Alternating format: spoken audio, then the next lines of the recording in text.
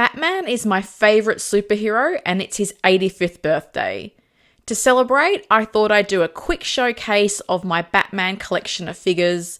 Most of these are 6-scale figures made by Hot Toys. There's around 29 figures, 4 vehicles, and a lot of cool accessories, so let's take a look.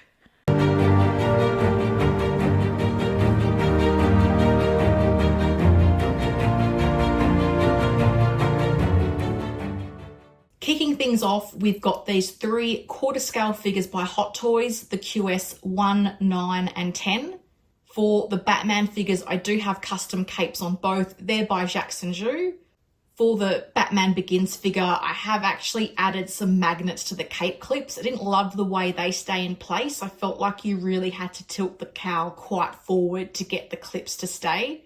And every time I went to adjust the figure, it felt like those clips fell out. So I found placing a couple of magnets underneath has solved that problem for me. With the Joker, I went for a little bit of a different look. I've got a few Jokers in my collection and I wanted something a bit different to having the purple coat or the vest look. I saw this pose on Instagram a while ago and really liked it. So I've had this displayed in this look for quite a while now. And while it's not screen accurate, I do think it's a really cool pose. And lastly, the QS1, my favourite figure in my collection. I love the extra detail that you get with these quarter scale figures, and even though this is an older figure and there's a new one, I don't really feel the need to upgrade. And I like that you get the 3 masks for the different villains in the trilogy. I feel like you could have this figure displayed on its own with the masks, and that's telling you the story of the trilogy in one piece. So these are the majority of my Dark Knight 1/6 scale figures. A lot of these are by Hot Toys, but when necessity is called, I have filled in some gaps with third-party figures. With this display, I've started from the beginning. So on the left-hand side, we have the Batman Begins figures, and we end on the right-hand side with the figures from the Dark Knight Rises. Given it's Bruce Wayne's story, it was really important to me to have the Batman figures front and center. And what I have is the convention exclusive, the old one in the First Night Out look. I have given that a little bit of an upgrade by using the updated DX19 head sculpt that was also used for the MMS 595. In the middle, I have the DX12, and then at the end, it's a Kento Studio suit set that I've again used that head sculpt from the DX19 with. In the second row, that's where I've got the main villains of the trilogy. Starting off with Ra's al Ghul, this is the Mars toy set, third party because we don't have an official figure.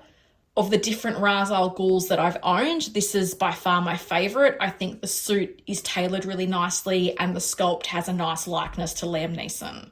Next, I have the Joker. This is the rooted version from InArt. I then have Bane, that's the original Hot Toys figure, and yes, the jacket is flaking at the back. And then I've got the Catwoman, again, that is the original release. I'm looking at getting the 2.0s for both of these, and I'll explain why later in the video. And up the back, we have the key supporting characters, starting with Lucius Fox. This is a third-party figure. It's called the Weapons Advisor. Next is the Hot Toys Scarecrow.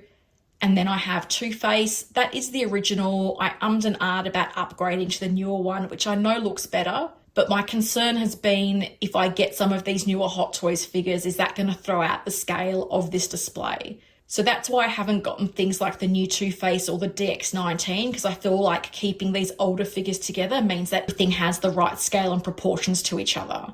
I've then used the bat signal in the middle just to break up the display of figures. I also like the way that looks, having Batman with the bat signal behind him.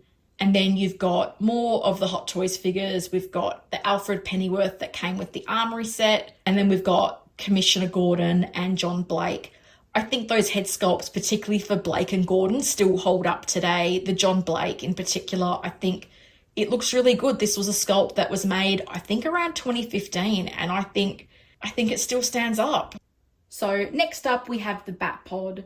I like having this displayed on its own. It's quite a unique vehicle, so I think it's nice to have the space and the opportunity to showcase it by itself. So I wasn't kidding when I said I have a lot of Heath Ledger Joker figures. Rounding out my main Dark Knight cabinet, I have this Joker shrine. So what I have front and centre is the second figure that came with the InArt rooted 2-pack and also the really beautiful jail cell diorama. And in the front, I have the Daft Toys mask set. These show the different clown masks that were used during the bank robber scene at the start of the movie. And then if we look to the left, I have the two figures from the DX1. So that's the original purple coat Joker along with the police Joker. I still think that police Joker looks really good for the age of the figure. My only concern is that the strap of the gun is starting to get a little bit brittle. So I am concerned about how long that's going to last. With my bank robber Joker, I actually changed this out. I did have the Hot Toys 2.0, but then I changed it to the Topo set. I'm normally not one to pick a third-party figure over an official one, but when I put them side by side, I did feel like this Topo set was a better option. And then at the end, we've got the DX11 2.0. For the longest time, this was the best Heath Ledger Joker figure on the market. I think the InArt one has definitely overtaken it, and I'm really keen to check out the new Hot Toys figure that's coming out. While I really like this display, I do eventually want to add a Nurse Joker to it. I think it's the one look that's missing and isn't quite important to incorporate. So I can see myself losing the purple coat DX01 Joker and replacing that with a Nurse Joker. Next up, we have the newest addition to my collection, and I think by far it's the centerpiece, the 1989 Batmobile. It's a vehicle that I admired for such a long time. I finally got it in my collection. I've had it for about 2 weeks now and I absolutely love it. With the vehicle, I've got the DX09. I'm keeping this display really simple. I just want the vehicle and Batman. And then what I'm going to do just to add a little bit of visual interest in the background is I plan to add the diorama piece that's coming with the new Batman figure to this display. So with these displays, I really want the vehicles to stand out, so I've deliberately limited the amount of figures that I'm displaying with them. So here we've got the tumbler. It's an absolute beast. I love it. I've got the armory accessory, and I've also got a Bruce Wayne figure. This is actually a Topo suit set with the Hot Toys DX19/MMS 595 head sculpt. Yes, I went out and bought 3 of them. I really like this sculpt. So with this shelf at the moment, I've got Bruce displayed there. I have debated in time if I should add a Dark Knight figure to this shelf. Should I replace Bruce Wayne with a Dark Knight figure? I'm not entirely sure. Let me know what you think in the comments. Should I leave this shelf as is? Should I add a Dark Knight? Should I swap out the Dark Knight for Bruce Wayne? Personally, I like the way this looks because you've got the Dark Knight suit in the armory. So again, I feel like this is kind of telling you a story about Bruce Wayne as the Dark Knight. And rounding out my display is the camo tumbler. This is actually the first vehicle I ever bought. So in addition to having a really unique color scheme, it does have that little bit of sentimental value for me because this is the first tumbler I owned. Now, you will notice a bit of empty space, and this is where I'm thinking that Bane and Catwoman 2.0 will come into my collection. What I'm thinking is creating a little bit of a mini villain display here. So my vision is to have Ra's al Ghul sitting down on the Mandarin chair and having the Joker, Bane, and Catwoman standing behind him. I'm hoping this won't look too cluttered. As I mentioned before, I have tried to limit the amount of characters that are displayed with the different vehicles.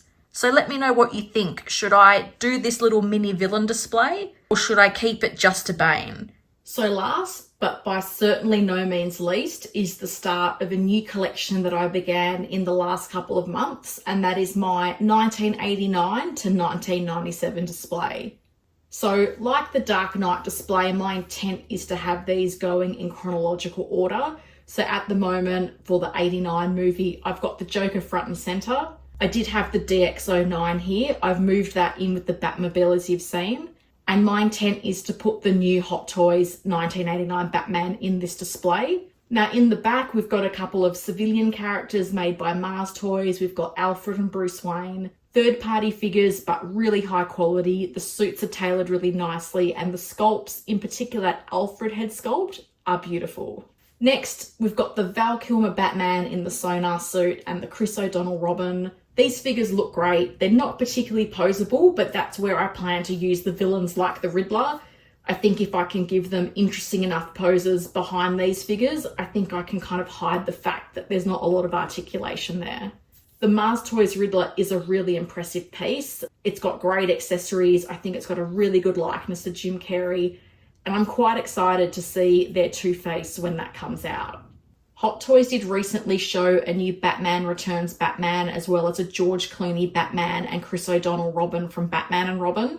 So I've got my fingers crossed that these characters do get made.